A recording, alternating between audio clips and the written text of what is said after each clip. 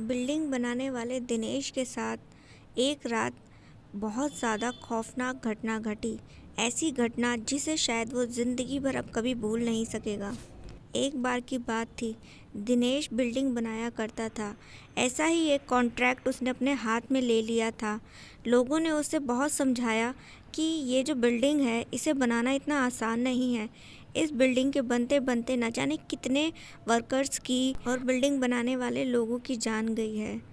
इसीलिए उसे भी ये काम हाथ में नहीं लेना चाहिए और उसे छोड़ देना चाहिए, नहीं तो न जाने कल को उसकी जान के साथ क्या मुसीबत आ जाए। दिनेश इन बातों में बिल्कुल भी बिलीव नहीं करता था। उसे लगता था कि लोग उसे डरा धमका कर इस तरीके से जो है इतनी अच्छा जो कॉन्ट्रैक्ट उसके हाथ आया है इसे निकलवाना चाहते हैं, लेकिन वो ऐसा बिल्कुल नहीं होने देना चाहता था। उसके पास खुद को साबित करने का ये बहुत अच्छा मौका था, तो इसलिए वो अपने एक दोस्त के साथ जो था उस बिल्डिंग को बनाने में लग चुका था। अभी ज़्यादा कुछ दिन नहीं हुए थे और रात का समय था। सब लोग काम करके अपने घर जा चुके थे और यहाँ पर दिनेश और उसका दोस्त भी जो था रात के समय एक ढाबे पर खाना खाने के लिए पहुँचे। तो यहाँ पर जो था लोग उसी बिल्डिंग के बारे में बातचीत कर रहे थे कि वो कितनी अजीबोगरीब, डरावनी और भूता टाइप की बिल्डिंग है। तो यहाँ पर जो था दिनेश ने वो सारी बातें सुनकर एक वेटर से कहा, तो तुम उस बिल्डिंग के बारे में जानते हो? तो उस वेटर ने कहा, हाँ साहब, लेकिन आप मेरी बातें सुनकर मुझसे पूछ क्यों रहे हैं ये सब? तो दिनेश ने कहा, मैंने ही उस बिल्डिंग का काम अपने हाथों में लिया है। कहो, क्या तुम जानते हो उस बिल्डिंग के बारे में? तो वो जो वेटर था उस ढाबे का, उसने बताया कि एक बार की बात है, उस बिल्डिंग में एक औरत का कत्ल हो गया था और तब से उस बिल्डिंग में जो है अजीबोगरीब घटनाएं घटती हैं।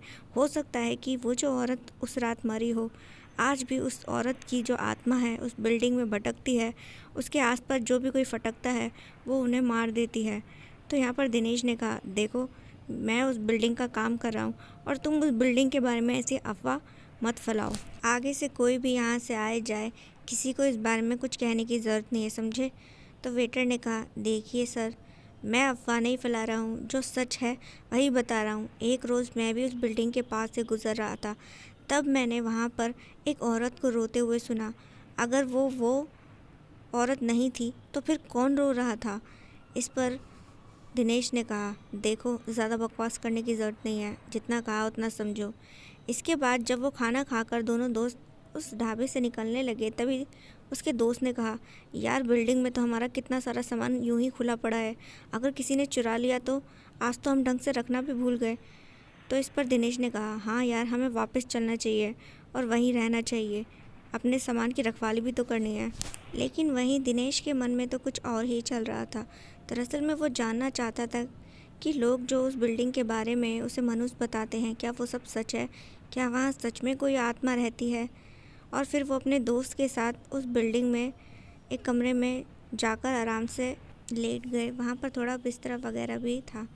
तो यहाँ पर जो दिनेश का दोस्त था उसने कहा, यार, मुझे तो यहाँ सब ठीक सा ही लग रहा है, ऐसा तो कोई भी गड़बड़ नहीं लग रही, लोग बेकार में बेकार की बातें करते हैं। तो दिनेश ने कहा, हाँ, उसी बात का तो पता लगाने के लिए मैं आज यहाँ आया हूँ, वरना मैं यहाँ पर नहीं आता। तो इस पर जो था उसका दोस्त ने कहा, अच्छा, तो तुम जानना चाहते हो कि असल में वो आत्मा है या नहीं है? दिनेश ने कहा, हाँ, मैं जानना चाहता हूँ।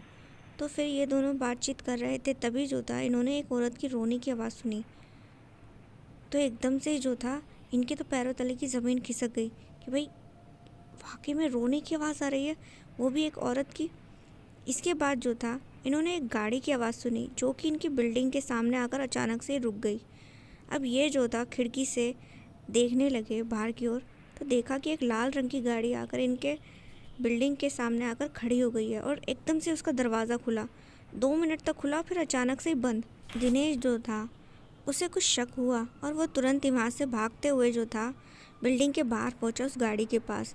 जैसे ही वो उस गाड़ी के पास पहुँचा तो उसने देखा कि उसके अंदर एक औरत बैठी हुई थी, एकदम बेहद डरावनी, खूंखार सी लग रही थी। तो उसे देखकर उसे एकदम से घबराहट सी महसूस होने लगी। अचानक से ही उस औरत का जो सिर था चारों ओर घूमने लगा। इतना देखने के बाद दिनेश को लगा कि भाई, ये कोई इंसान नहीं बल्कि प्रेत आत्मा है और शायद लोग सही ही कहते हैं, इस बिल्डिंग के बारे में। तभी उसका दोस्त भी दौड़ते हुए वहाँ तक पहुँचा और उसने भी वो भयानक मंजर देखा। ये दोनों एकदम से घबराने लगे। तो तभी जो था वो गाड़ी अचानक से चलने लगी और इनके पीछे आने लगी। ये लोग जो थे अपनी जान बचाने के लिए रास्ते पर आगे की ओर दौड़ने लगे। तो वो गाड़ी भी बड़ी रफ्तार से इनकी ओर आने लगी। इन्हें समझ नहीं आ रहा था कि आखिर ये किस तरीके से अब अपनी जान बचाएं। दिनेश के दोस्त ने कहा, यार इसमें तो ये भयानक औरत बैठी है, इसका मतलब जो सब कुछ लोगों ने इस जगह के बारे में कहा है वो सब सच है। दिनेश ने कहा, हाँ मेरे भाई, वो सब कुछ सच है और आज अगर हम बच गए तो फिर कभी इस जगह नहीं आएंगे। तो दोनों जो थे अपनी जान बचाने के लिए रास्ते पर बड़ी तेज़ी से दौड़ रहे थे। तभी अचानक से दिनेश का जो दोस्त था उसे ठोकर लगी और वह ज़मीन पर ही गिर गया। उसने देखा कि गाड़ी बड़ी रफ्तार से उन्हीं की ओर आ रही है।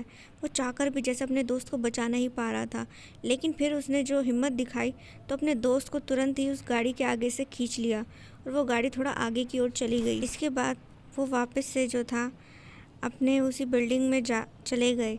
तो जब वो वहाँ पर गए तो उन्होंने देखा कि वहाँ पर वो औरत उनका इंतज़ार कर रही थी। एकदम भयानक सफ़ेद साड़ी वाली औरत थी। ये दोनों जो थे एकदम से घबरा से गए।